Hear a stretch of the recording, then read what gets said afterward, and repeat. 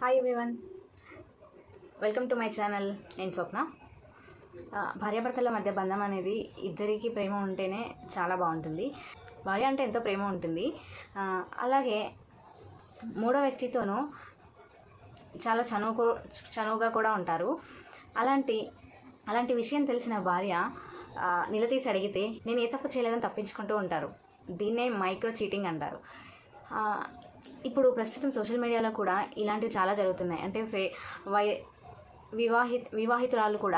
వివాహితులు కూడా పెళ్ళి కాలేదని అన్నట్టుగా ఫొటోస్ ఎక్కువగా ఇలాంటి స్టేటస్లు అవి పెడుతూ ఉండటం జరుగుతుంది కదా. అవి కూడా ఈ తరహాకి చెందినవే. ఇలాంటి పనులు బంధాలని బలహీనపరిచి చివరకు తెగేదాకా తీసుకొస్తాయి. భాగస్వామి ఇలా మైక్రో చీటింగ్ చేస్తున్నారని తెలిసినప్పటికీ మనసులో ఉంచుకోలేక ఆ విషయాన్ని అడిగేయడమే మంచిది. కారణం ఏంటో తెలుసుకునే ప్రయత్నించాలి. ఒకరినొకరు మోసం చేస్తూ ఒకే చోట ఉంటూ మాట పెరుగుతూ ఏదో ఒక సమయంలో గొడవలు మరింత పెరగడానికి ఆస్కారం ఉంటుంది. భాగస్వామి మాటల్లో ఎంత ప్రేమానురాగాలు ఉన్నాయో తెలుసుకోవడము అంత కష్టమేమి కాదు.